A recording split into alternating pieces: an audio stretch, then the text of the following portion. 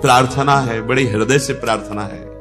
कुछ समझ में आवे या ना आवे, इतना तो समझ लीजिए, नाम के बिना आपका जीवन मृत जीवन है। नाम के बिना आपकी बड़ी दुर्दशा हो जाएगी। ये बहुत सोच विचार करके ब्रह्म ऋषियों ने जो लिखा है उसे समझिए आप। ये मानव जीवन आपको बार बार नहीं मिलेगा, बार बार तो बनत नहीं। यह संजोग अनूप मानुस्तन वृंदा विपिन रसिकन संग विविरूप। प्रिया प्रीतम की उपासना मिल गई, तुम्हें वृंदावन धाम आने को मिला, तुम्हें मनुष्य जन्म मिला, इससे बड़ी हरि की और कोई कृपा नहीं हो सकती। यदि इस जन्म में भगवत प्राप्ति नहीं कर पाए तो पता नहीं कितना भटकना पड़ेगा, ये संयोग बने कि ना बने। ध्रुवदास जी तो कहते नहीं बनेगा, बार बार तो बनत नहीं। यह संजोग अनूप, जैसा अब अपने को अवसर मिल गया भगवत प्राप्ति का, ऐसा नहीं मिलेगा। क्योंकि कलिकाल है, ये अपना प्रबल रूप बढ़ाता चला जाएगा। होंगे संत महात्मा, ऐसा नहीं कि नौ सृष्टि खाली नहीं रहेगी, पर उनके वचन ग्रहण करने की योग्यता हमें नहीं रहेगी। जब तक हमारे पवित्र आचरण नहीं होते, अंतःकरण पवित्र नहीं होता, तब तक संतों के वाक्य को हम समझ नहीं सकते। वासनामयी बुद्धि, कामनामयी बुद्धि संत वाक्यों को नहीं समझ सकती। उसके लिए तो निर्वासनिक बुद्धि चाहिए। कलिकाल का ऐसा वासना में प्रभाव बढ़ेगा कि संत वाक्य उसको एक उपहासास्पद वाक्य लगेंगे। ऐसा कैसे हो सकता है? वो ऐसा सोचेगा। अभी बुद्धि कुछ शुद्ध है, अभी सत्संग मिल रहा है, अभी मन में आ गया है कि भजन करना चाहिए, कर लो। ये बार बार ऐसी कृपा नहीं होगी। बंधन कर्म कठिन जे पहले सोऊ काट बहावत। जिसको ये समझ में आ गया कि ये शरीर मैं नहीं हूं, मेरा नहीं है, ये मिला है, जो मिला है वो छूटेगा, तो हम असली कमाई कर लें। ये उपदेश की बात नहीं है। उपदेश तो बहुत हो रहे हैं। अपने जीवन का यदि लक्ष्य दृढ़ नहीं हुआ, भजन नहीं हुआ, परिवर्तन नहीं हुआ उद्देश्य का, तो ये प्रवचन मात्र से माया किसी को नहीं बख्शती। प्रवचन सुन लो और प्रवचन कर लो, पर रहोगे माया में ही। जब तक अव्यावृत भजनात्, निरंतर भजन नहीं, तदर्पिता अखिलाचारिता, समस्त कर्म भगवद अर्पित नहीं, तब तक हृदय का परिवर्तन नहीं होता। वाचिक ज्ञान से माया पर कुछ भी प्रभाव नहीं पड़ता। हृदय का ज्ञान होना चाहिए, अनुभूत ज्ञान होना चाहिए। तो ये मिथ्यावाद शरीर, इसके भोग, ये प्रारब्धानुसार शरीर जीवित रहता है, प्रारब्धानुसार इसको भोग मिलते रहते हैं, सुखी या दुखी करने वाले। आप पुरुषार्थ कर लो भगवत प्राप्ति के लिए। कर्तव्य कर्म को भगवत समर्पित करते हुए निरंतर नाम जप, भगवत आसक्त चित्त हो जाना मनुष्य जीवन का परम फल है।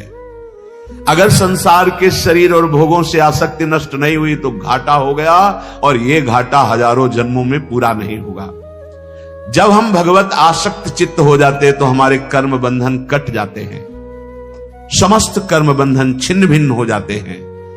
जहां कर्म बंधन छिन्न भिन्न हुए, नष्ट हुए, तो भगवत प्राप्ति करनी नहीं होती। भगवान यहीं बैठे हैं, जहां मैं वहीं भगवान, जहां भगवान वहीं मैं प्रकाशित हो गया। अब मैं और भगवान दो नहीं रह जाते, सिर्फ भगवान ही भगवान रह जाते। अंतःकरण भगवत स्वरूप हो जाता है। अपना तो स्वरूप भगवत स्वरूप है ही, अंतःकरण भगवत स्वरूप हो जाता है। श्री सूरदास जी महाराज कहते हैं, यदि आपने इस जन्म में भजन नहीं किया तो तुम्हारा जीवन प्रेत जैसा गया और परिणाम तुम्हें बड़ा दुखद प्राप्त होगा।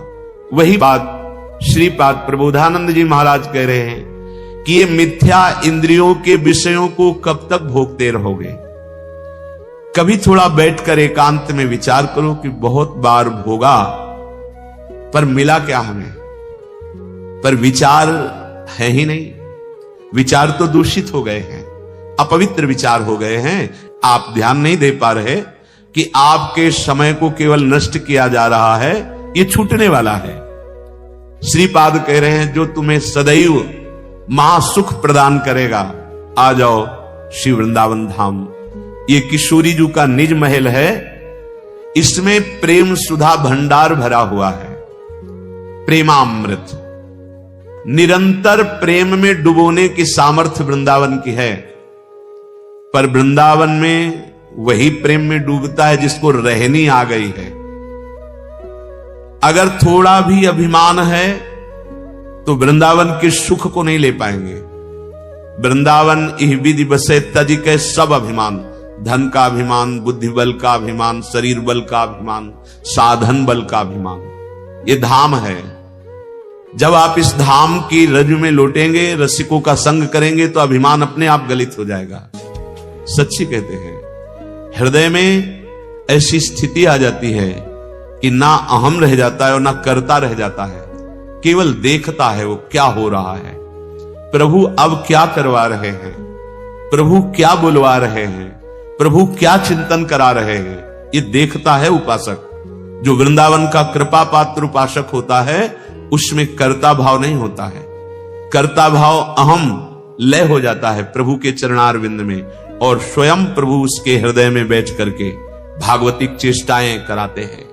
किंचित मात्र सुसुख वांछा नहीं रह जाती।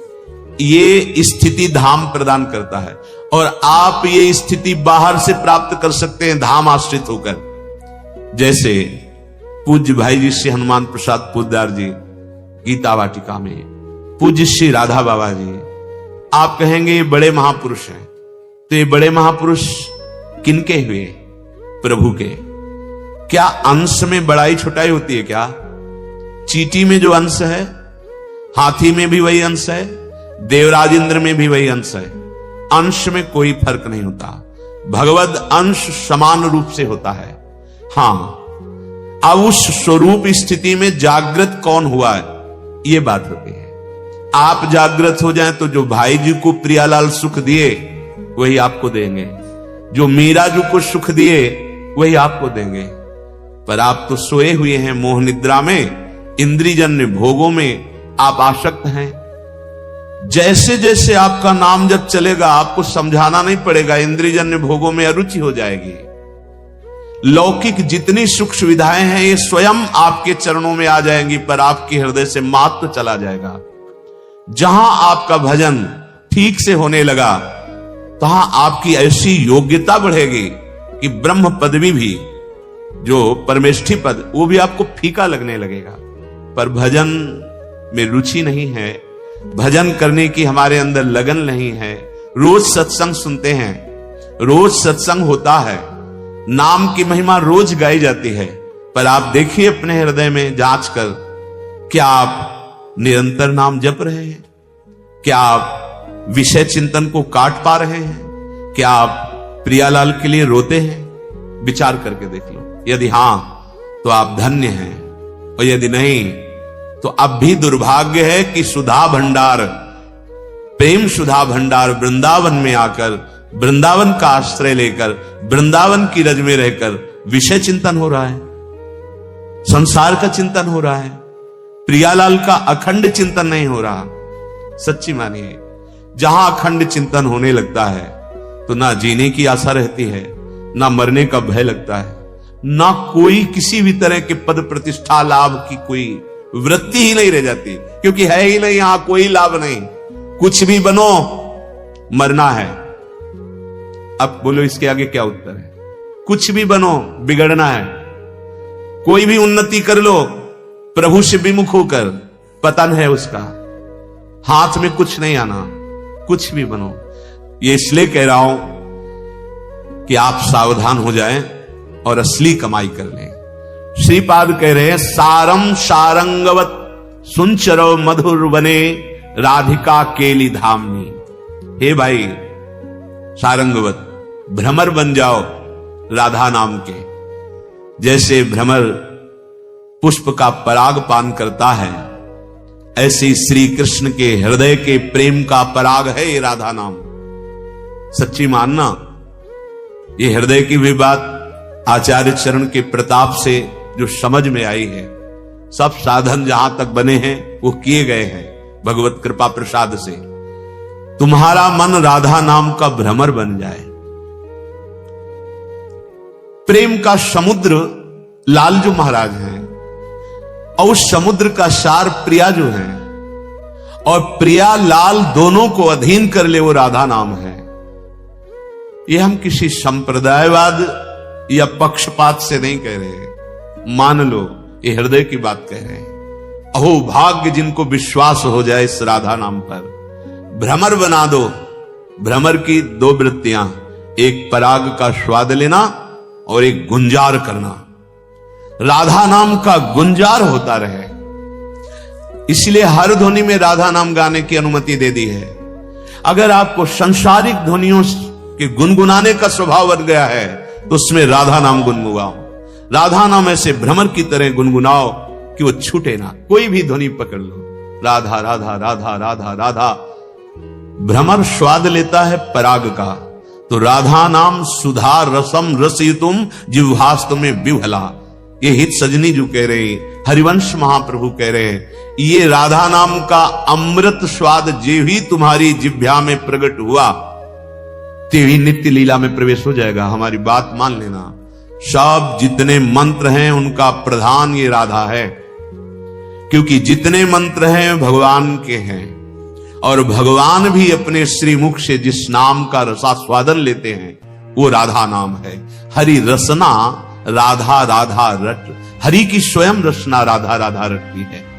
अपने जीवन को कर्तव्य में लगाते हुए यदि हम राधा नाम जप करें तो हमें कुछ दुर्लभ नहीं है। श्री भगवान अर्जुन जी को गीता जी में उपदेश कर रहे हैं, ये सृष्टि के चक्र का अपने अपने कर्तव्य का पालन करेंगे तो देवता प्रसन्न होंगे, देवता प्रसन्न होंगे तो तुम्हें जो आवश्यक सेवा सामग्री वो प्रदान करेंगे। क्योंकि हमारी अन्न से उत्पत्ति होती है, अन्न से पोषण होता है, अन्न से ही पुष्टि होती है। अगर देवता अप्रसन्न हो गए तो हम किसी भी तरह सुखपूर्वक नहीं रह सकते, और वो भगवान के द्वारा अलग अलग लोकपालों के रूप में शासन करने के लिए विराजमान है। जब कोई अपने कर्तव्य का पालन नहीं करता है तो अग्नि देवता, वायु देवता, वरुण देवता सब ये उसको कष्ट देने लगते हैं, बाहर और भीतर। शरीर की वायु बिगड़ गई, बात रूप में हर जोड़ में दर्द, कफ प्रकट हो गया, अग्नि बिगड़ गई, भोजन पचना बंद हो गया। ये सब देवता हैं। यदि आप अपने कर्तव्य का पालन नहीं करेंगे तो तुम्हारे भीतर और बाहर दोनों जगह भारी दुख का जाल बिछा देंगे देवता लोग। ये भगवान के शासन विभाग के हैं। यदि आप अपने कर्तव्य का पालन भगवत सन्मुख होकर करेंगे तो जैसे जल की वर्षा होती है ऐसे तुम्हें सुख सामग्री का विधान बनता चला जाएगा। आप उन्नतशील होते चले जाएंगे और भगवान का भजन भी बनेगा और इस लोक में भी सुखी रहेंगे।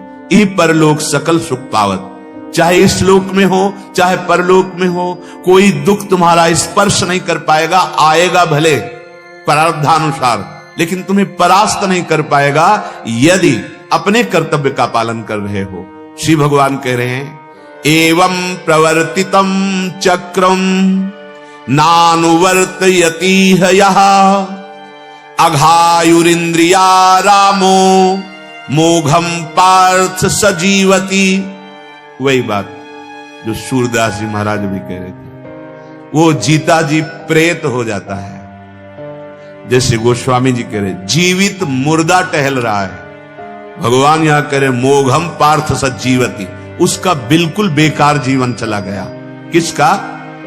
जो अपने कर्तव्य का पालन नहीं करता है। इस लोक में भगवान ने जिसको जो कर्तव्य दिया है उसका जो पालन नहीं करता है वो सृष्टि चक्र में बहुत बड़ा धक्का पैदा कर रहा है। जैसे आपको धर्म पूर्वक अपने अपने कर्तव्य बताए गए हैं कि आप एक पति हैं, आप एक भाई हैं, आप एक पुत्र हैं, आप एक समाज सेवक हैं, आप एक राष्ट्र के जन हैं, तो आपका कर्तव्य अपने अपने अधिकार के अनुसार है। यदि आप ऐसा नहीं करते तो सृष्टि चक्र में बाधा पहुंचा रहे हैं।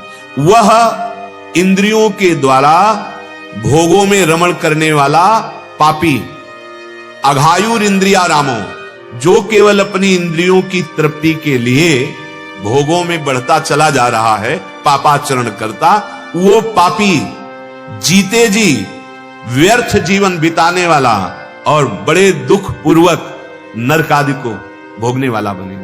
भगवान कह रहे हैं जैसे रथ है, एक भी पहिया टूट जाए तो सारथी और रथी दोनों गिर जाएंगे।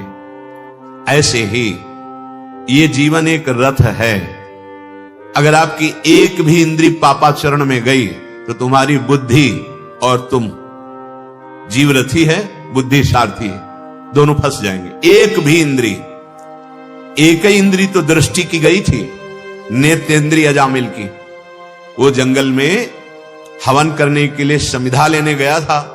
वहां देखा कि मदिरा पान किए हुए एक पुरुष किसी वैश्या से ऐसा व्यवहार कर रहा है। बस देखता ही रह गया, एक इंद्री को शासन में नहीं ले पाया। देखते ही देखते वो कामांध हो गया। कहां धर्म से चलने की बात उसके हृदय में थी।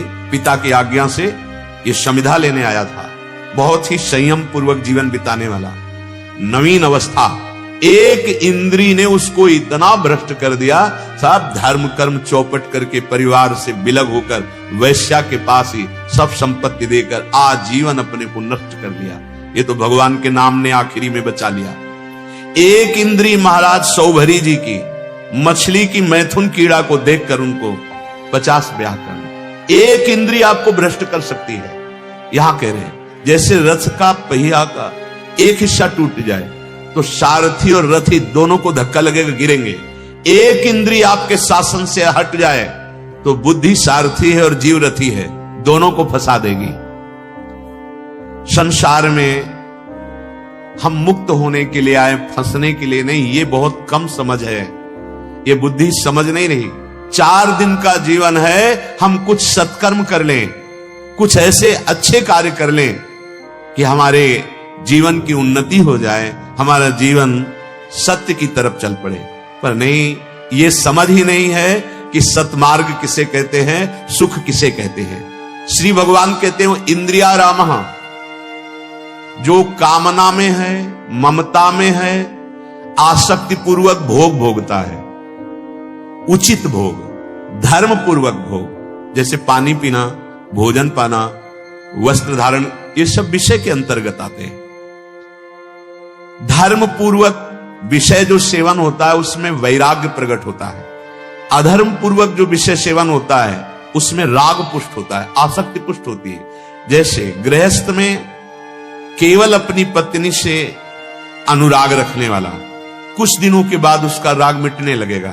यदि थोड़ा भी सत्संग आदि है तो उनका भोगों से राग मिटने, लेकिन जो व्यभिचारी है कभी उसका राग नहीं मिट सकता। हाँ, भगवान कृपा करे सत्संग का प्रभाव जागृत हो जाए तो वो भी सुधर सकता है, अन्यथा भोगों से राग नष्ट नहीं होने वाला। भगवान कह रहे जो इंद्रिया रामः, केवल इंद्रियों से भोग कर सुखी होने वाले हैं, उनमें कामना बहुत होती है।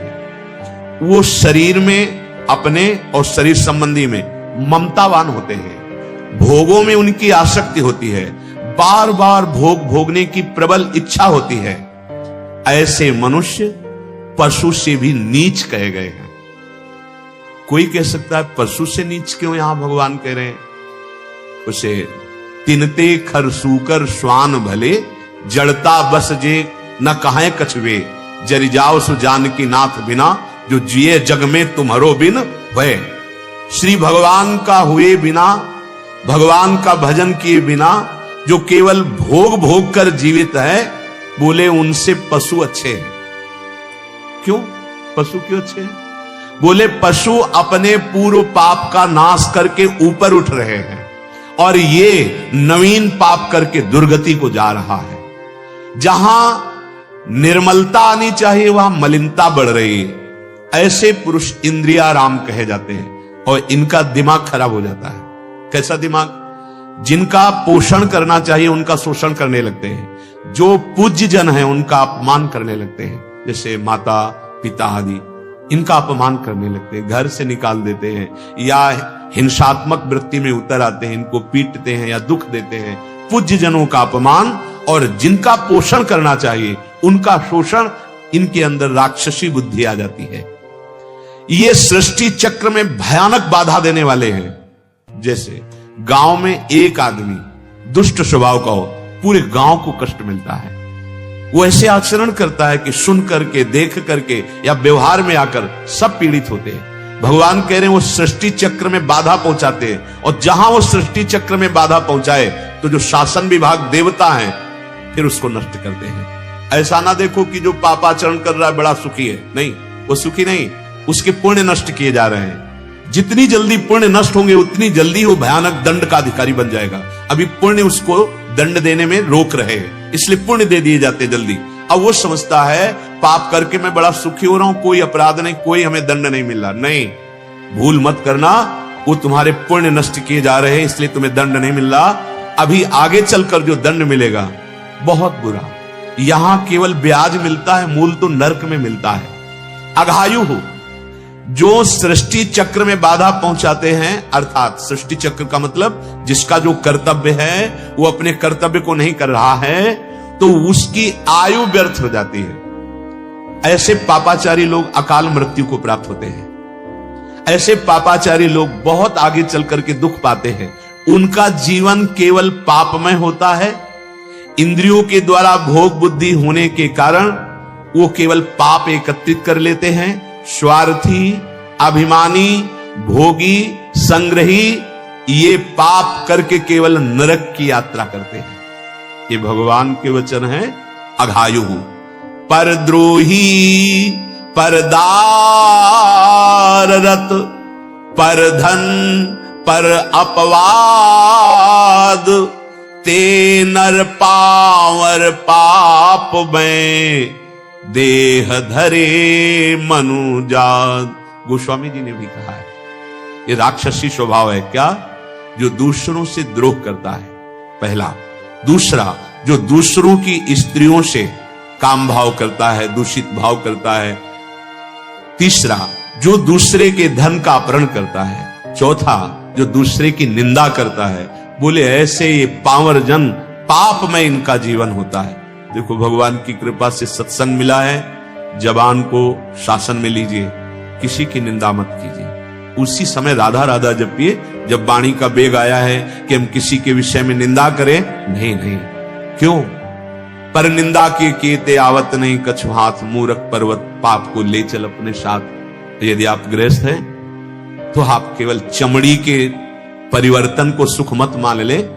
जो तुम्हें धर्म पूर्वक पाणी ग्रहण किया गया है उसी में सीमित रहे। अगर आप पर स्त्री की तरफ गलत भावना करते हैं, यही नरक का द्वार है। जैसे कहा गया है नरकस्य नारी, जो शास्त्रों में लिखा गया है कि यदि स्त्री को तुमने काम भाव से देखा तो सीधे नरक का आप आश्रय ले रहे हैं, आप सीधे नरक पहुंचेंगे। भगवान ने कहा है कामा क्रोधा तथा लोभा तस्मादेव प्रेम त्यजेत। काम, क्रोध, लोभ ये नरक पहुंचाने वाले हैं। किसी भी माता बहन को तुम्हारा अधिकार है ऐसा कि तुम दूषित भाव से देखो? तुम्हें दृष्टि मिली है, तुम पवित्र भाव से नहीं देख सकते, काम भाव से। बोले ये पापी जन जो इंद्रियारामी होते हैं वो केवल इसी दृष्टि से देखते हैं, इनको दुर्गति प्राप्त होती है। स्त्री को मात्र भाव से देखने के लिए शास्त्र ने आगे जननी सब जाने ही पर नारी, केवल एक जहां पाणी ग्रहण किया वहीं आपका काम भाव होना चाहिए, अन्यत्र नहीं। और वैरागी के लिए चराचर जगत में अपने प्रभु विराजमान है, दूसरा कोई भाव नहीं। मोघम पार्थ सजीवती, ऐसे जिनको हमने मनुष्य शरीर दिया कि अपना कल्याण कर लेंगे और वो इंद्रिय भोगों में पाप करते चले जा रहे हैं, तो हे पार्थ, हे अर्जुन, वो जीवित व्यर्थ जीवन व्यतीत करने वाले मृत पुरुष हैं, मरा हुआ जीवन है। भगवान मानो उनकी निंदा कर रहे हैं, ताड़ना कर रहे हैं। ऐसे मनुष्य संसार में व्यर्थ जीवित हैं, अर्थात इनका ना रहना ही उत्तम है, जो केवल पापाचरण कर रहे हैं। यदि अपने कर्तव्य का पालन करके सृष्टि चक्र को बाधा ना पहुंचाई जाए तो भगवान की कृपा इतने से ही प्राप्त हो जाएगी, क्योंकि ये संपूर्ण सृष्टि श्री भगवान की है। आप कुछ नहीं कर रहे, पर आप पर स्त्री गमन नहीं करते, आप मांस नहीं खाते, आप मदिरा नहीं पीते, आप जुआ नहीं खेलते, आप किसी को भी कष्ट नहीं देते, निंदा नहीं करते, तो आप भगवान के कृपा पात्र बन जाएंगे। आपको साधु कृपा प्राप्त हो जाएगी। जितने ऋषि मुनि अपने आप आपका भजन में, क्योंकि धर्म से चल रहे, तो भजन में रुचि हो जाएगी। श्री भगवान कह रहे ये तो हुई साधारण कर्मयोगी की बात। अब भगवान कह रहे जो सिद्ध पुरुष हैं उनके लिए शास्त्र का कोई शासन लागू नहीं होता। यस्त्वात्मरतिरेव स्यादात्मत्रतश्च मानवः आत्मन्येव च संतुष्टस् तस्य कार्यम न विद्यते। जो अपने आप में ही रमण करते हैं, शरीर का यहां शब्द नहीं है, अपने आप आत्म स्वरूप में जो अपने आप में तृप्त रहते हैं। शरीर प्रारब्ध के अनुसार सुखी या दुखी उससे कोई मतलब नहीं। जो सिद्ध पुरुष होता है उसको शरीर से कोई संबंध नहीं होता, बिल्कुल संबंध नहीं होता। जैसे पुराने कपड़े से अपने कोई संबंध नहीं रखते, फेंक देते हैं, ऐसे फेंका हुआ सा होता है। स्वभाववश संस्कारवश उससे चेष्टाएं हो रही हैं। चूंकि भजन करके सिद्ध हुआ है तो भजन में स्वभाव बन गया है। चूंकि धर्मयुक्त संयम युक्त जितेंद्रीय मनोनिग्रही उसका समय व्यतीत हुआ है, वैसे ही उसका आचरण होगा। कर नहीं रहा, किंचन मात्र कोई क्रिया नहीं कर रहा। जैसे पीछे भी कहा था, स्वयं भगवान बैठ जाते हैं, अहम भगवान के चरणों में लीन हो जाता है। ये परिपक्व अवस्था का लक्षण है। वो अपने आप में रमण करता है, अपने आप में तृप्त रहता है, अपने आप में संतुष्ट रहता है। अब सृष्टि में उसके लिए कोई कर्तव्य नहीं रहा। यह है कृतकृत्य महापुरुष का स्वरूप। इस श्लोक में वर्णन करते हैं। ये कृतकृत्य कौन हुआ? जो कर्तव्य कर्म का पालन करते हुए भगवत स्मरण परायण रहा। जो कर्तव्य कर्म का पालन नहीं करते, वो इंद्रियारामी, वो पापी, उनका जीवन व्यर्थ और वो नरक को प्राप्त होते, नारकी योनियों को प्राप्त होते। जो अपने कर्तव्य का पालन करते हुए भगवत स्मरण करता है, वो इस स्थिति को प्राप्त होते हैं। ये सिद्ध महापुरुष की स्थिति है। जब उपासक केवल प्रभु से संबंध मानकर व्यवहार करता है, यही लाखों बार चर्चा हुई है। ध्यान दे दो, बहुत आनंद का विषय है। हमें वहीं माता पिता की सेवा, वहीं पत्नी की सेवा, पुत्र की सेवा, समाज की सेवा वहीं करनी है। भागना नहीं, कहीं भी भाग के जाओ। संसार है, ये माया रचित है। अगर आपका उद्देश्य विचार ठीक नहीं हुआ तो कहीं भी भाग के जाओ, ये मलिन कर देगी। तीर्थ में रह लो, धाम में रह लो, अगर आपका उद्देश्य ठीक नहीं है, बात नहीं बनने वाली। विश्वास कीजिए, आपका उद्देश्य ठीक है, आपका कर्तव्य कर्म पर पूर्ण भाव है, आप भगवत प्राप्त हो जाएंगे। भागने की जरूरत नहीं है। आपको ये निराश होने की हमें तो वृंदावन वास नहीं मिला तो हमें प्रियाजू कैसे कृपा कर। नहीं नहीं नहीं, प्रियाजू की कृपा सीमित नहीं है कि केवल जो वृंदावन में रहते हैं वही प्रियाजू के हैं और जो बाहर रहते हैं वो प्रियाजू। सब पर मोरी बराबर दया। हमारे प्रियालाल की सब पर बराबर कृपा है। पर अब ध्यान देना है, केवल प्रभु से संबंध रखना है। तो इसका मतलब सब छोड़ के भाग जाए? नहीं नहीं नहीं। सबसे प्रीति करनी केवल प्रभु संबंध। नाते नेह राम के मनियत सुहृद सुसेव्य जा। यहां टिक नहीं पाते, देख लो, यहां नहीं टिक पाते। प्रभु संबंध से हम सबसे व्यवहार नहीं कर पाते। ये हमारी पत्नी है, हमारा पुत्र है, यही तुम्हारी बंधन की वृत्ति है। जो सिद्ध पुरुष होता है, यहां सिद्ध पुरुष का तात्पर्य न गृहस्थ से न विरक्त से, स्थिति से है। कोई भी हो सकता है, स्त्री शरीर में, पुरुष शरीर में, जवान, बालक, बूढ़ा, कोई भी। प्रहलाद जी 5 वर्ष के हैं और चरम अवस्था की स्थिति प्राप्त है। सर्वम खलमिदम ब्रह्म की अनुभूति से युक्त महापुरुष हैं। 5 वर्ष की आयु है प्रहलाद जी की। इसका आयु से कोई संबंध नहीं होता, निश्चय से होता है। ऐसा नहीं कि कोई 60 वर्ष से साधना में लगा हुआ है तो उसी को ये अनुभूति होगी, अभी तो नया नया है, इसको क्या अनुभूति होगी, ऐसा नहीं है। हो सकता है पूर्व जन्म का वो तपस्वी, उसका विचार परिपक्व हुआ। ये साधन से नहीं होता है। जो हम साधन करते हैं असाधन मिटाने के लिए, और विचार, निश्चय, चिंतन, ये जहां शुद्ध हुआ तहां स्थिति आ जाती है। कर्म तो सब प्रारंभ और अंत वाले हैं, इनसे अनंत महिमा अपने स्वरूप या अपने भगवान की अनुभूति नहीं होती। ये कर्म केवल हमसे पापाचरण ना होने पावे, क्योंकि कर्मों का वेग है, अब उनको शमन करने के लिए कर्म करना पड़ेगा। तो हम धर्मयुक्त कर्म करते हैं, दूसरे को सुख पहुंचाने वाले कर्म करते हैं, लेकिन वो इतने सामर्थ्यशाली नहीं कि उस कर्म के परिणाम से हम भगवान को खरीद ले। चाहे जितनी बड़ी तपस्या हो, कोई तपस्वी भगवान को खरीद नहीं सकता। तभी कहा, मिले ही न रघुपति बिन अनुरागा, किए कोटि जप जोग विरागा। भगवान की प्राप्ति भगवान की कृपा से होती है। वो कृपा जब देखते हैं भगवान की अपने कर्तव्य का पालन कर रहा है, मेरा स्मरण कर रहा है, तो कृपा हुई और भगवान हृदय में प्रकाशित हो गए। एकमात्र प्रभु का संबंध ये बैठा लिया जाए तो बहुत बड़ी यात्रा जो दूरी की है वो नहीं करनी पड़ेगी। इसी को गोस्वामी जी कह रहे हैं, बिगड़ी जन्म अनेक की अवहीं सुधरे आज। ये बैठा ला नहीं पाते, हजारों बार ये चर्चा हुई है, पर ये प्रियता, ये मेरी पत्नी, ये मेरा मित्र, ये मेरा पुत्र, ये मेरे और ये मेरे नहीं। अब ये बात तुम्हारी नहीं बनेगी, बिगाड़ दी। पत्नी में गोविंद, पुत्र में गोविंद, माता पिता में गोविंद, जिससे हम व्यवहार कर रहे हैं उसमें गोविंद को देख रहे हैं, प्रभु को देख रहे हैं, अपने स्वामी को देख रहे हैं।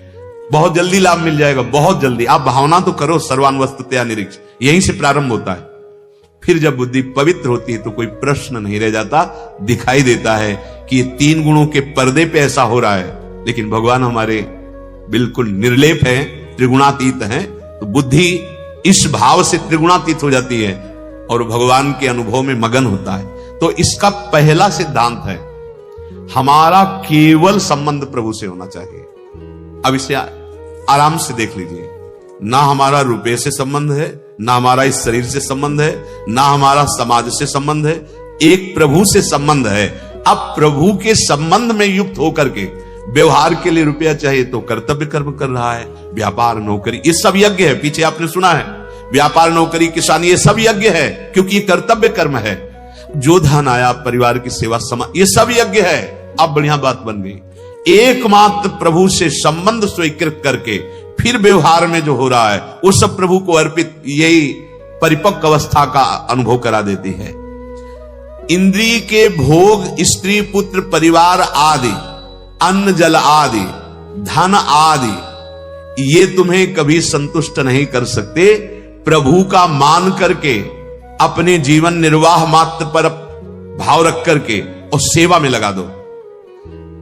ये पहले नहीं था तुम्हारे पास, बाद में तुम्हारे पास नहीं रहेगा। मान लो ये जो तुम्हारे अंदर अधिकार बन गया कि इतना मेरा, इतना मेरा, इतना, ये छूट जाएगा। इससे भगवत प्राप्ति कर लो। कैसे?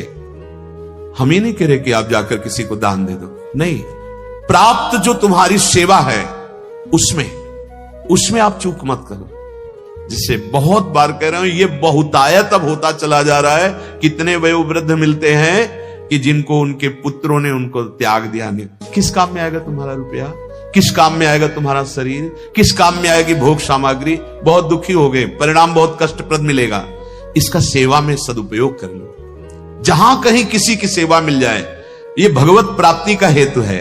तुम कभी तृप्त नहीं हो पाओगे, इन भोगों से छीन लिया जाएगा बिना तृप्ति के। भोगते रहो, भोगते रहो, मृत्यु आ गई, सब छीन जाएगा, यही पड़ा रहेगा। जमीन, रुपया, पैसा, भोग सामग्री सब। यदि तुम सावधान होकर ये समझ पाओ कि ये परिवर्तनशील जड़ नाशवान भोग सामग्री से यदि हम किसी की सेवा कर ली तो मुझ पर भगवान प्रसन्न हो जाएंगे, भगवान मिल जाएंगे। ये कोई भाग्यशाली सोच पाता है। स्वयं संसार के भोग से कभी तृप्त नहीं हो सकते, सेवा करके तृप्त हो जाओगे। कई बार सत्संग में कहा, जैसे अपने प्राणों का पोषण करने के लिए हम भोजन पाते हैं तो एक तृप्ति होती है, लेकिन वही भोजन यदि कोई भूखा हो और अपने दरवाजे पे आ जाए और हम उसको पवा दें, फिर जो तुम्हें शीतलता प्राप्त होगी वो 56 प्रकार के भोग पाने से भी नहीं होगी। क्यों? ये सेवा बन गई, ये भगवत प्राप्ति का हेतु बन गया। किसी भी मनुष्य की जो भी सामग्री में प्रीति है, शरीरों में प्रीति है, ना प्रीति रहेगी और ना सामग्री रहेगी। दोनों बातें समझ लीजिए। बहुत प्रीति कर रहे हो जिसके शरीर से, कुछ दिन बाद नहीं रहेगी, घृणा हो जाएगी। ये जैसे नवीन जब ब्याह होता है तो पति पत्नी में बहुत आसक्ति होती है। जहां संतान हुई फिर शरीर असमर्थ हुए आगे चल के, कि जब अपने योग्य नहीं रहता स्वार्थ की पूर्ति के, तो वो अंदर से प्रार्थना करता है जिससे प्रीति की है कि भगवान इसको, क्या तुम्हारी प्रीति थी, अनुकूलता की प्रीति थी। ये सबके लिए देख लेना। यहां की प्रीति और यहां की भोग सामग्री टिकाऊ नहीं है, यहां का पद टिकाऊ नहीं है। फूलो मत, भूलो मत। चाहे जितने बड़ा पद हो, जब शरीर नहीं टिकेगा तो पद क्या टिकेगा। और जब भोग सामग्री ऐसे रख दो तो कुछ घंटों में उसका परिवर्तन शुरू हो जाता है, नष्ट हो जाती है, तो उसका भोग भोगने वाला ये शरीर कैसे अविनाशी हो सकता है, ये भी नष्ट होगा। जब शरीर नष्ट होगा तो इसकी प्रीति कैसे टिकेगी। किसी की प्रीति स्थायी नहीं है। स्थायी प्रीति है प्रभु के चरणारविंद में। आपको कुछ भी भोजन बहुत अच्छा लगता हो, अधिक मात्रा में आप उसका सेवन कीजिए, फिर देखिए आपको कितना प्यारा है। जैसे जो पदार्थ आपको अच्छा लगता हो कि ये तो बहुत प्रिय है हमें, और आप 250 ग्राम पाते हैं, अब आपको 2 किलो पवाया जाए, अब हालत आपकी क्या होगी, घृणा हो जाएगी। नहीं, अब नहीं डालो, अब नहीं डालो। जैसे एक बार सुनाया था ना, खीर, एक महात्मा के मन में आया कि खीर मिल जाए, बहुत दिन से पाई नहीं, तो एक गृहस्थ के यहां गए और कहा 10 आदमी की लिए आप खीर बना सकते हो। कहा हाँ महाराज। तो बोले आप बनाओ और फिर हम आएंगे। तो उन्होंने सोचा कि ये अकेले कहने आए हैं, गांव के बाहर होंगे 10 लोग। ऐसे बनाई कड़ाह में बहुत बड़ी, कहा कमरे में रख दो, आप लोग बाहर हो जाओ। तो उनका और आदमी कहां है, बोले सब यही हैं, यही है, हमें पाना है। और शुरू किया। अब थोड़ी देर तो खीर अच्छी लगी, इसके बाद जब और पाना शुरू किया, अब मन कह रहा नहीं, बोले खीर बहुत अच्छी है और खीर आपको बहुत प्रिय है, और अब उल्टी हुई तो उसी खीर में मिलाया। फिर ऐसे रोम रोम खड़ा हो गया, कभी खीर नहीं पाएंगे, ऐसा कहने लगा। लेकिन वो महात्मा थे तो वो उस अनुभव को रखेंगे, लेकिन आप अनुभव को नहीं रखेंगे। 2, 4, 6 दिन बाद फिर मन कह देगा। कोई भी भोग तुम्हें तृप्ति नहीं प्रदान कर सकता, और कोई भी प्रीति तुम्हारी यहां की स्थायी नहीं है। कोई भी पद सुख यहां का स्थायी नहीं है, नहीं है। बड़ी निराशा जागृत होती है, और कोई भी शरीर यहां का स्थायी नहीं है। इसलिए विवेक पूर्वक इन वस्तुओं को, इस प्रीति को प्रभु के चरणों में लगा दो। कैसे प्रभु के चरणों में? हम आपको सही बात कहते हैं, प्रभु के भोग लगाने से ज्यादा सुख आपको मिलेगा जब किसी शरीरधारी को, भूखे को पवा दोगे। प्रभु को वस्त्र पहनाने से ज्यादा जब प्रभु किसी शरीर में सर्दी में कांप रहे हो, आप उनको वस्त्र दे दोगे, बहुत ज्यादा प्रभु प्रसन्न हो जाएंगे। हाँ, जब कोई बीमार पड़ा, परेशान है, कोई सहयोग, आप उसकी सेवा कर दो। हमारे हृदय की बात मान लेना। मेरे प्रभु को भोजन, वस्त्र, आभूषण ये केवल भाव बढ़ाने के लिए हैं। पार्थिव चीजों से कभी प्रभु प्रसन्न नहीं होते, हमारी बात समझ लेना। पार्थिव वस्तुओं से प्रभु प्रसन्न नहीं होते। प्रभु उस पार्थिव वस्तु में जब आपका भाव लगता है ना कि अब जैसे कल एक लाडली आई, वो ऐसे नथ पहने, ऐसे, अरे उनको बहुत सुंदर हमारी कल ही भेजा, जाओ जाओ जाओ, जहां भी मिले ऐसी लाओ जो ऐसे लाडली जी के पहने। लाडली जी को इससे प्रसन्नता नहीं होती, ये जो अपने अंदर प्रसन्न, मेरी लाडली जी, और ऐसे वो स्वीकार करती है अपने। जैसे आनंदी बाई को उस वैश्या की साड़ी कलकत्ता में जाकर अच्छी लगी, और वो साड़ी श्री जी को, जो हमारे अंदर भाव होता है वो प्रभु ग्रहण करते हैं। प्रभु वस्तु नहीं ग्रहण करते। आप खुद देखते हैं, फिर प्रसाद क्यों कहा जाता है? प्रभु ने पूरा पाया। क्या पाया? उसमें जो आपका भाव लगा था ना। भगवान कहते भाव का भूखा हूं मैं, और भाव ही एक सार है। भाव से मुझको भजे तो भाव से बेड़ा पार। भाव बिन सुनी पुकारे मैं कभी सुनता नहीं, वो कह रहे हैं। अगर भाव नहीं हो आप प्रभु, भाव बिन सुनी पुकारे मैं कभी सुनता नहीं, भाव पूरी टेर ही करती मुझे लाचार है। प्रभु को लाचार कर देती, विवश कर देती है। अभी कल ही एकांतिक में कहे, भला बेर कोई अंगूर आदि है क्या, बखान बखान के पा रहे हैं। टूटे चावल कोई स्वादिष्ट पदार्थ है क्या, बखान बखान के पा रहे हैं। क्या पा रहे हैं? भाव, वो दैन्यता, वो प्रीति। यहां ध्यान देने योग्य विषय है। कह रहे तुम्हारी प्रीति झूठी, तुम्हारी भोग सामग्री झूठी, भोगने वाला शरीर झूठा। अरे इससे सत्य कमा लो।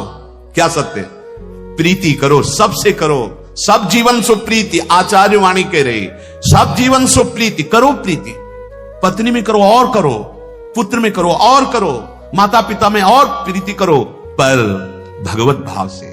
भगवान मुझे इस रूप में आकर ये कर्तव्य कर, अभी आनंद में गृहस्थी हो जाए। कैसी कैसी दुष्टता बुद्धि में बैठ गई। हम बार बार यही कहते, संभलो संभलो। अब विश्वास नहीं रहा जा रहा है, पति पत्नी के बीच में, भाई भाई के बीच में, पिता पुत्र के बीच में। विश्वास नहीं तो फिर प्रीति कहां, प्रीति नहीं तो फिर आनंद कहां। ये प्रीति भगवत भाव से खूब करो, कोई निषेध नहीं। सबके हृदय मंदिर में प्रभु विराजमान है। प्रभु को भूलकर प्रीति मत करो, फंस जाओगे। और वही फंसाव मिटाने के लिए मानव देह मिला है। पर कौन अपनी पत्नी में भगवत भाव करता है? कौन पत्नी अपने पति में भगवत भाव करती है? कौन अपने माता पिता को साक्षात भगवान देखते? कौन अपने लाडले पुत्र में गोपाल जी को देखते कि भगवान पधारे? बच्ची लाडली पधारी, गर्भ में बच्ची लाडली जो आ रहे हैं, उनकी सखी कोई आ रही, कहां पवित्र भाव है? हमारे अंदर दुष्ट भावों का सृजन, दुष्ट भावों का वर्धन होता चला जा रहा है। भगवान कह रहे हैं तुम्हारी प्रीति सार्थक हो जाएगी। तुम्हारी ये वस्तुएं जो नाशवान हैं, जो छूट जाएंगी, ये सत्य की प्राप्ति कराने में सहयोगी बन जाएंगी। तुम्हारे शरीर ये जो परिवर्तनशील नाशवान है, ये जीवन मुक्त अवस्था प्रदान करने वाला बन जाएगा। जो भी तुम्हारे पास वस्तु है, तुम्हारे पास बुद्धि है, वो दूसरों की सेवा में लगा दो। अभाव तुम्हारे हृदय में कभी नहीं रहेगा यदि ये भाव ले आए। और अगर स्वयं भोक्ता बने तो कभी अभाव खत्म नहीं होगा, चाहे जितना भोग लो। तो जो आत्मरतिवान पुरुष, जो भगवत तत्व के ज्ञाता पुरुष हैं, उनके लिए भगवान कह रहे कोई कर्तव्य नहीं है, क्योंकि उनके अंदर कामनाएं नष्ट हो चुकी है, शरीर प्रियता नष्ट हो चुकी है, भोग बुद्धि नष्ट हो चुकी है। वो अपने आप में संतुष्ट है। या इसे ऐसा कह सकते हैं कि वो श्री भगवान में संतुष्ट है। जथा लाभ संतोष सदा, काहू सो कछु न चाहूंगो। ये एक स्थिति उपासक की है। देखो हमारे अंदर ऐसा भाव है क्या कि भगवान हमें जैसे रख रहे हैं बहुत राजी है। चाहे दुखद स्थिति हो तो राजी है, सुखद स्थिति हो तो राजी है। क्योंकि हम दुखद सुखद स्थिति में नहीं, श्री भगवान में राजी है, अपने आराध्य देव में राजी है। प्रभु कह रहे हैं वो अपने आप में तृप्त रहता है। जब आपको अपने स्वरूप का परिचय चलेगा, गुरु कृपा से, गुरु प्रसाद से, भगवत कृपा से, मम दर्शन फल परम अनुपा, जीव पाव निधि सहज स्वरूपा। ये कोई भय नहीं है, मरना ही नहीं है, मरना नहीं है। नैनम छिन्नन्ति शस्त्राणि नैनम दहाति पावका, न चैनम क्लेदेन त्यापो न शोष्यति मारुता। ये चिंतन होता है, कभी कभी स्वाभाविक चिंतन होता है। ओहो कैसी गुरु कृपा हो गई, सब भय मिट गए। मरने का जो भय वो शरीर राग के कारण है। शरीर राग खत्म हो जाए, मरने का भय खत्म हो गया। शरीर राग के कारण भोग कामनाएं हैं, शरीर राग खत्म हो गया, कोई इच्छा नहीं, कोई जरूरत नहीं, आपको कोई जरूरत नहीं। और इस शरीर का प्रारब्ध है, जब तक ये जीवित रहेगा प्रारब्ध के अनुसार ये चलेगा। चाहे जितनी तुम सुख की व्यवस्था कर लो, दुख मिटा पा रहे हो क्या? क्योंकि तुम्हारे प्रारब्ध में है। पुरुषार्थ इसी स्थिति के लिए करो। वो अपने में संतुष्ट रहता है, अपने में ही रमण करता है। श्री भगवान कह रहे हैं ऐसे भगवत प्राप्त महापुरुष के लिए अब कोई भी विधान नहीं है कि ये करो ये न करो। तभी श्रीमद सुधा निधि में भी कह रहे कर्माणि श्रुति बोधितान नितराम कुर्वन्तु कुर्वन्तु मां।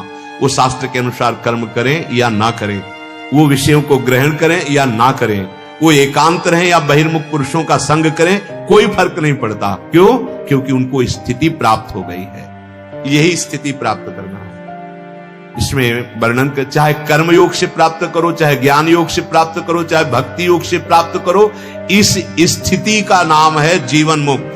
खत्म, जन्म मरण का बंधन खत्म। क्या? कोई कामना नहीं रह गई, किसी से ममता नहीं रह गई, किसी भोग में आसक्ति नहीं है, अपने शरीर में आसक्ति नहीं है, और पहचान इसकी कोई भी द्वंद्व दुख सुख व्यापता नहीं है।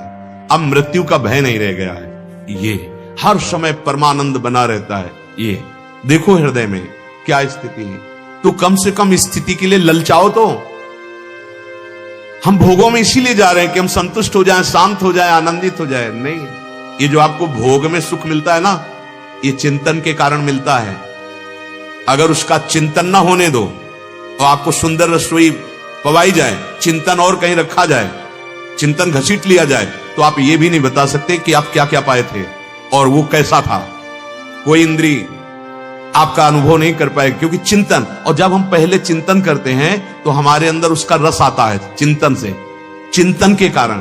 अब जब हम उसे भोगते हैं, चाहे खान पान की सामग्री या कोई भोग, अब हमें सुख की अनुभूति होगी, क्योंकि हमारा चिंतन बना है। भगवान चिंतन पर जोर दे रहे हैं कि अभ्यास योग युक्त चेतसा नान्यगामिना। यदि तुम्हारा चिंतन ना होने पावे भोगों का, फिर तुम देख लो कौन सा भोग तुम्हें आसक्त करता है, कौन सा बांधता है। किसी भोग में सुख नहीं है। बोले हमें तो मिलता है, तुम्हारा चिंतन बनता है इसलिए मिलता है। तुम चिंतन को दो प्रभु के चरणों में, फिर हमें बताओ अनुभव करके कहां सुख है, कहां सुख है। दुखालय भगवान ने लिख दिया और तुम सुख का अनुभव कर रहे हो इसमें।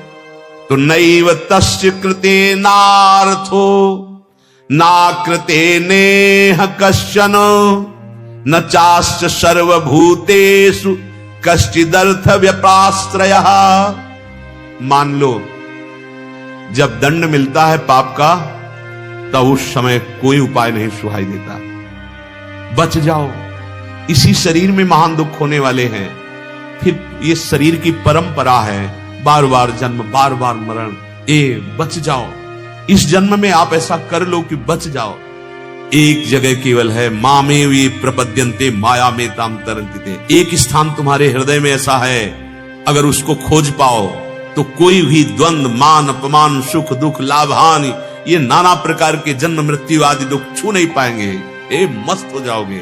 मान लीजिए ये सुख ना तुम्हें इस लोक में मिलेगा, न ब्रह्मलोक तक मिलेगा। ये सुख मनुष्य देह में भगवद आश्रित होकर अच्छे कर्म करते हुए नाम जपने से मिलेगा। ये स्थिति जब आती है तो भगवान कह रहे हैं उस सिद्ध महापुरुष का इस संसार में अब कोई कर्तव्य कर्म नहीं रह गया, सब ऋणों से मुक्त हो गया, भगवत प्राप्त हो गया, सब बात बन गई।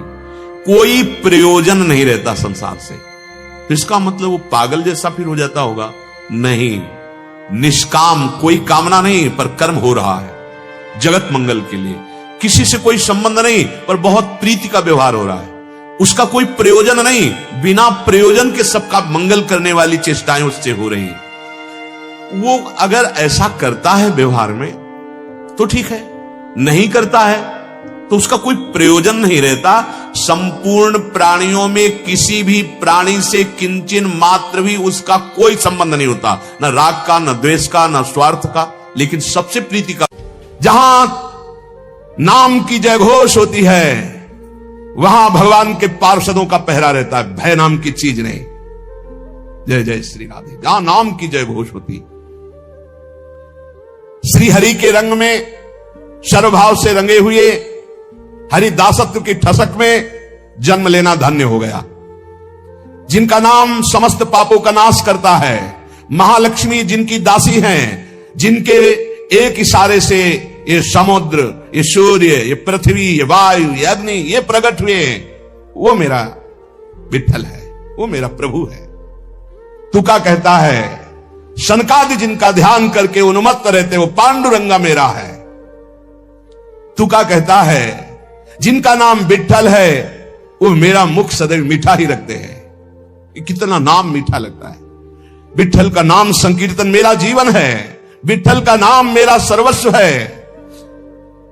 तू क्या कहता है, नाम ही तप है, नाम ही दान है, नाम ही बड़ा अनुष्ठान है, नाम ही महातीर्थ है, नाम ही व्रत है, नाम ही सत्य है, नाम ही सुकृत है, नाम ही धर्म है, नाम ही कर्म है, नाम ही नित्य नियम है, नाम ही महायोग है, नाम ही यज्ञ है, नाम ही ध्यान है, नाम ही ज्ञान है, नाम ही श्रवण है, नाम ही मनन है, नाम ही निधिध्यासन, नाम कुलाचार, नाम विचार, नाम ही निर्धार, नाम के अतिरिक्त कोई नहीं। इसलिए मैं सबसे बड़ा धनी, मेरे पास नाम रूपी धन है।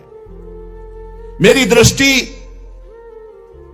पांडुरंगा के मुख पे रहती है, इसीलिए सारे सुख मेरे पीछे लौटते रहते हैं।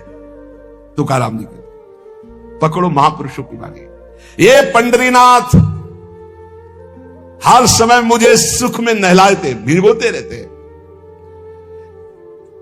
ए पांडुरंगा, तेरे से मिलने की त्वरा मेरे हृदय को खींचती रहती है, मैं हर समय पुकारता रहता हूं। हे हरि, तेरे नाम कीर्तन में अपार सुख मिलता है। सदैव भगवान के धाम गए महाभागवत। श्री तुकाराम जी के लिए सबके देखते देखते विमान आया और सबको प्रणाम करके जय जयकार करते हुए विमान पर चढ़ के सदैव भगवत धाम गए। ये नाम कीर्तन का प्रभाव। हे हरि, तेरे कीर्तन में अपार सुख है। जहां चार भक्त मिल गए, नाम कीर्तन हो रहा, तो वहां हरि रुक नहीं सकते, वहां आते तो त्रिवेणी हो जाती, भक्त, नाम और हरि। ये जहां त्रिवेणी होती है वहां किस सुख की कमी होती है? भक्त का संग, नाम कीर्तन, तो वहां भगवान उपस्थित रहते हैं। कथा रूपी प्रयाग में जो निरंतर गोते लगाते रहते हैं, उनका जीवन अमूल्य हो जाता है। जहां ये तीनों लाभ एक साथ प्राप्त होते हैं, ऐसा हरि कथा सत्संग, कोई भी नर नारी उसमें बैठ जाए तो अनायास पांडुरंगा उसे तार देता है। ये सत्संग की मर्यादा है कि जो रोज सत्संग सुनते हैं, भगवान उन पर कृपा करते हैं। श्री तुकाराम जी कह रहे हैं, भगवान देखते हैं कि रोज ये सत्संग में आता है, मेरे लिए आता है, इसलिए पांडुरंगा उसे तार देते हैं, भगवान उसे तार देते हैं। हरिकथा गाने वाला, हरिकथा सुनने वाला और हरिकथा में गोता लगाने वाला डूब गया। ये सब महापवित्र है। ये आत्मोद्धार इससे बढ़कर के और कहीं नहीं। अमृत का बीज क्या है? नाम। अमृत तत्व का सार क्या है? नाम। गुह का गुह क्या है? नाम। पकड़ लो ये सब महापुरुषों की बाणी। ये नाम मुझे सदा सदा के लिए निर्मल अपार सुख प्रदान कर रहा है। ये नाम मुझे हरि की लीला की समाधि में डुबो देता है। देखो, अपने मुख से अपनी स्थिति का वर्णन करके हम लोगों के लिए दे रहे हैं। ये नाम, पहले तो बताया अमृत का बीज क्या है? नाम। अमृत तत्व का सार क्या है? नाम। गुह का गुह क्या है? नाम। ये मुझे सदा सुख में डुबोए रहता है।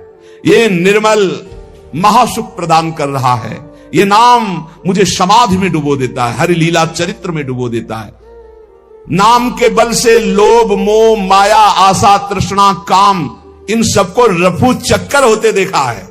तुकाराम जी कह रहे अपने हृदय से रफू चक्कर होते, भागते देखा है। पांडुरंगा ने इनकी ऐसी पिटाई की, काम, क्रोध, लोभ, मोह, आशा, तृष्णा, माया सब मेरे हृदय से भाग गए नाम के प्रभाव से, और अपने रंग में रंग डाला। हम विट्ठल के लाड़िले हैं, ये नहीं कि हमारे विट्ठल लाड़िले, हम विट्ठल के लाड़िले हैं। हम ठसक में रहते हैं, हमसे काल भी भयभीत होकर कांपता है। हमसे, तुकाराम जी कह रहे, सत्य मानना, मैं नारायण की शपथ खा करके कहता हूं, जहां भी बैठता हूं वही खेलता है पांडुरंगा। चाहे मैं भोजन कर रहा हूं, चाहे बैठा हूं, चाहे खेल रहा हूं, कभी मेरा संग नहीं छोड़ता। पर हर समय में राम कृष्ण हरि, जय जय राम कृष्ण हरि, जय जय राम कृष्ण हरि, यही माला गूंज करके हृदय से चलाता रहता हूं। श्वासों की माला ये हमारी चलती है। मेरा आसन, मेरा शयन, मेरा भोजन, मेरा गमन सब विट्ठल के संग होता है। अगर नाम चल रहा है, सुमिरन चल रहा है, तो आपका भी ऐसा ही जीवन है। तुका जी कहता है कि ये गोविंद अखिल विश्व में भरा हुआ है, मेरे को अनुभव हो रहा, मेरा गोविंद भरा हुआ है। नाम संकीर्तन केवल साधन ही नहीं है, ये साध्य है, बहुत सरल। जन्म जन्मांतर के पापों को भस्म करने की सामर्थ्य इस नाम संकीर्तन में है। इसको करते हुए अब कहीं भटकने की जरूरत नहीं, कहीं जाने की जरूरत नहीं। स्वयं परमात्मा तुम्हारे घर चलकर आ जाएगा यदि नाम कीर्तन, नाम जप कर रहे हो। चित्त को एकाग्र करो और प्रेम से उनका नाम जप करो, नाम कीर्तन करो। बोलो राम कृष्ण हरि विट्ठल केशव, तुकाराम जी कहे, बोले राम कृष्ण हरि विट्ठल केशव। फिर देखो, प्रेम से जपो, प्रेम से उनका कीर्तन करो। फिर दोबारा बोले, मैं विट्ठल की शपथ खा के कहता हूं कि मेरा एक शब्द भी मिथ्या नहीं है। सब साधनों में सबसे सुगम, महामहिम, समस्त वैभव को, चाहे पारमार्थिक हो चाहे लौकिक हो, हस्तगत करना हो तो नाम कीर्तन और नाम जप करो। ये शपथ खा के क्यों कहा? क्योंकि हम लोग बड़े अविश्वासी हैं। ऐसे हरिवंश महाप्रभु कह रहे, मेरी सो भैया कृष्ण गुण संचो। मेरी शपथ है तुम्हें कृष्ण के गुणों का गायन करो, कृष्ण का सुमिरन करो। मेरी सो सब कुछ बन जाएगा। इह पर लोग सकल सुख पावत, मेरी सो भैया कृष्ण गुण संचो। सेवक जी कह रहे, गोविंद दुहाई भाई जो न सेवो श्यामा है। तुम्हें गोविंद की कसम है जो श्यामा श्याम की सेवा न करो, भजन न करो। मैं विट्ठल की शपथ खा के कहता हूं, गजब की बात है। अपने इष्ट की शपथ मतलब हद है। अब अगर इन महापुरुषों के वचनों पर विश्वास हो जाए तो हस्तगत है, इस लोक परलोक का जो सुख चाहो प्राप्त हो जाएगा। तुम केवल नाम जप करो, नाम कीर्तन करो। मैं विट्ठल की शपथ खा के कहता हूं, लोक परलोक की जो चीज चाहोगे तुम्हें प्राप्त हो जाएगा, जो चाहोगे। इंद्रियों की अभिलाषा मिटाना, मन को शांत कर देना, ब्रह्मानंद में डुबो देना, ये सब पवित्र कार्य नाम के द्वारा होता है। तुका कहता है वही भोजन स्वादिष्ट है जिसमें विट्ठल का उच्छिष्ट है, वही चर्चा स्वादिष्ट है जिसमें विट्ठल की चर्चा है। विट्ठल के बिना सब रूखा। क्या माता से बच्चे को यह कहना पड़ता है कि मुझे संभालो? यह माता की जिम्मेवारी है कि वो बच्चे को संभाले। वो संभालती है, अपनी छाती से लगाए रहती है। ऐसे ही मैं क्या विट्ठल से कहूं मुझे संभालो? वो मेरी मां है, संभालेगा। करो सदा तिल के रखवारी, जिम बालक राखे मातारी। मैं क्यों सोच विचार करूं? मैं क्यों अपने सिर पर भार लूं? मेरी मां विट्ठल है ना, वो देखेगा। अरे बिना मांगे बिना विचारे मां अपने बच्चे को खिलाती है, पिलाती है, संभालती है। बच्चा तो खेल खेलने में आ सकता है, ऐसे ही बस मुझे इस ठसक में पड़े रहना है। हमारे माई श्यामा जो कोराज वो कह रहे हैं योगक्षेमम भाम्यम, वो सब देख लेंगे पक्का। इतना अभी हम संतों से यही कह रहे थे ऊपर, ए भाई ये बादशाहों का मार्ग है। चाह मिट्टी चिंता मिट्टी मनुआ बेपरवाह, जिनको कछु न चाहिए और साहन के साथ। मुख प्रसन्न तन तेज विराजा, और कीने से रामचंद्र कर काजा। हृदय में अपार आनंद, मुख प्रसन्न तन तेज विराजा। क्यों? कीने से रामचंद्र कर काजा। बस एक ही चूक हो रही है। इसीलिए साधु भक्त भगवान के मार्ग का पथिक लाखों में अलग दिखाई देगा, लाखों में अलग। भगवत पार्षद अलग दिखाई देगा, अलग दिखाई देगा। इसलिए बहुत सावधान, दोषों वाली बातें त्यागो और मस्त हो जाओ। एक जन्म केवल प्रभु को दे दे, एक जन्म। भैया आपसे बढ़कर कोई बलवान नहीं। सच्ची मानो, आप अपने को केवल जगाओ, जागृत करो अपने को। अभी सो रहे हो, तुमसे बड़ा कोई नहीं। क्यों? बहुत बड़े के हो, रहे कौन है? एक शीशे के मकान में आप खड़े हो जाओ, उसमें हजारों आप दिखाई दोगे। आप जैसे करोगे, जैसे जैसे वैसे उसमें होगा। बिल्कुल ऐसे समझो। आज भी ये पूरा मायाकृत नानात्व तो केवल आपसे ही है, केवल आपसे। चाहे ऐसे कहो, चाहे ऐसे कहो, चाहे ऐसे कहो, वो एक ही है, दूसरा नहीं। बस ये भ्रम बहुत बड़ा बैठ गया। भैया पहचानने वाला कंगन हो, चाहे हार हो, चाहे नथ हो, चाहे कुंडल हो, चाहे करधनी हो, वो ये जानता है कि सोना है, सब में सोना है। ऐसे ही सब में वो है परमात्मा, उसके सिवा कोई नहीं। हजारों मिट्टी के पात्र बने, कोई घड़ा बना, कोई सकोरा बना, कोई, लेकिन है क्या? मिट्टी। ऐसे ही केवल परमात्मा, केवल परमात्मा ही वो है। माता से बच्चे को कोई प्रार्थना करने की जरूरत नहीं। ये जब ठसक आ जाएगी तो मंगबो भलो न बाप सो जो प्रभु राखे टेक। बड़ा मस्ती का मार्ग है, पर वो भरोसा नहीं है ना। 12 बज गए, 1 बज गए, अभी तो नहीं, पता नहीं प्रभु लावे कि ना लावे, इसलिए चलो कहीं व्यवस्था करते। बैठ जाओ भरोसे पे, फिर देखो। अजगर करे न चाकरी, पंछी करे न काम, दास मलूका कह गए सबके दाता राम। ये सिद्ध वचन है, भरोसा कर लो। बोले क्या हम ऐसे? हम तो बैठे रहने की नहीं कहते, करो, लेकिन कर्म फल में आप समझ तो रख लो। सुख दुखे समय कृत्वा लाभा लाभो जया जयो, ये संसार मार्ग में चलने वाले। लेकिन परमार्थ मार्ग में चलने वाले के लिए तो ये भी नहीं, दृढ़ भरोसा। इनकी गरज होगी तो करेंगे, गरज होगी। जिसने ऐसे पलक झपकते अनंत ब्रह्मांड बना दी, तुम्हारी छोटी सी बात पूर्ण करने में कोई है मंगल विधान, इसीलिए वो पूर्ण नहीं कर रहा। मांगो मत, वो मां की तरह बहुत दुलार करने वाला है। तुकाराम जी कह रहे, खेल खेलने में मगन बच्चा मां को भूल सकता है, लेकिन मां कभी अपने बच्चे को नहीं भूल सकती। ऐसे प्रभु हमें ध्यान करते, प्रभु हमारा दुलार करते। इसलिए ऊपर कहा था, मैं विट्ठल का लाडला हूं। ये केवल अंदर बैठालने वाली बातें हैं। मैं अपनी प्रियाजू का लाडला हूं, वो तो हमारी लाडली है ही है। मैं भी प्रियाजू का। हाँ, ऐसे ऐसे कैसे कोई बोल सकता है? ऐसे कैसे कोई? प्रियाजू ने हमको अगर दुख दिया है तो हम लाख बार उसी दुख को सुख मानकर सहेंगे, क्योंकि उन्होंने विधान करके दिया है। भगवान तुकाराम जी कह रहे, भगवान अपने भक्त को प्रपंच नहीं देते हैं, वो मांगे भी तो नहीं देते हैं। जिन महापुरुष की बात हो रही, सदैव भगवान के धाम गए, कभी कभी आते थे घर में तो कुछ खाने के लिए नहीं होता था, पत्नी भी थी, परिवार, लेकिन खाने को भी नहीं होता। तो कह रहे ना, भगवान अपने भक्त को प्रपंच नहीं देते, झंझटों से अलग रखते हैं। भगवान क्यों नहीं देते? क्योंकि जानते हैं वैभवशाली हो जाएगा तो ये भूल कर जाएगा, ये वैभवशाली हो जाएगा तो भूल कर जाएगा, कहीं ना कहीं फंस जाएगा, इसलिए बड़े कृपालु। और गुणवती स्त्री इसलिए नहीं दिया कि आसक्ति हो जाएगी, बहुत कठोर स्वभाव की, बहुत कठोर स्वभाव की, इसलिए कर्कशा स्त्री दी तुकाराम के। वैभव ने दिया कि फंस न जाए, कितने कृपालु हैं। ऐसे सुदामा जी ने भी जब चले भगवान तो ऐसे चले थे, तो सोचा कुछ असरफियां तो लिए ही होंगे, तो कुछ जाके अन्न आदि खरीद के पत्नी को दे देंगे कि भाई लोग द्वारिका गए थे तो 10-5 दिन का भोजन तो हो ही जाएगा।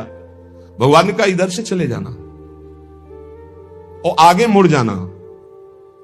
सुदामा जी ने कहा हमें पता है हम आए हैं, जाओ आपको, हमें पता है, हम सब कपड़े और उतरा लिए थे जो पहनाए थे ना राज परिवार के कपड़े, वही पुरानी लटी फुटी, कि रास्ते में कोई आपको परेशान न करे। से बोले हाँ बड़ी कृपा है। और एकांत में जाके बहुत आनंदित थे कि मेरा मित्र कितना कृपालु है, एक भी पैसा नहीं दिया कि ये कहीं दरिद्र सुदामा धन आदि के लोभ में आकर मेरा चिंतन न छोड़ दे, मेरा मित्र कितना कृपालु। गदगद होते हुए जब पहुंचे तो फिर दिखाओ इसे, जैसे द्वारिकापुरी। बोले हमें लग रहा है कि हम रास्ता भूल गए, फिर आए। बोले भैया ये नगरी कौन सी? बोले सुदामापुरी। द्वारिकापुरी नहीं, वो तो बहुत अच्छे। पहले देखा उनकी पत्नी दासियों के साथ हाथ जोड़े सुदामा जी। वो बोले प्रीतम, तो उनका नहीं तुम भूल कर रही हो, तुम्हारा मतलब कहाँ इतना सब। हमारी तो पंडिताई ने जो थी वो एक किसी तरह फटे पुराने कपड़े से तन ढके हुए थे। तब उन्होंने कहा प्रभु आप द्वारिका गए थे, वो सब द्वारिका था। तो उनका अच्छा ऐसी लीला है, फिर भी मैं स्वीकार नहीं करूंगा, तुम्हारे अंदर है तो तुम इनको भोगो, मैं तो भिक्षावृत्ति से ही अपने श्री कृष्ण का चिंतन करते हुए जीवन व्यतीत कर। सुदामा जी ने सुदामापुरी का भोग नहीं किया, वो वैसे ही भिक्षा को जाते थे, जो मिलता तो पाते नहीं, तो ऐसे निरंतर कृष्णाकार। तो ये श्री तुकाराम जी कह रहे, मुझे ये प्रपंच वैभव इसलिए नहीं दिया कि कहीं से गर्व ना हो जाए, कहीं ये मेरे को भूल ना जाए, और कर्कशा पत्नी इसलिए दी कि कहीं आसक्ति ना हो जाए। मेरा कितना कृपालु विठ्ठल है। तुका कहता है ये सब मैंने प्रत्यक्ष देख लिया, मुझे बहुत चाहता है, विठ्ठल बहुत प्यार करता है, यह है भक्त की सोच।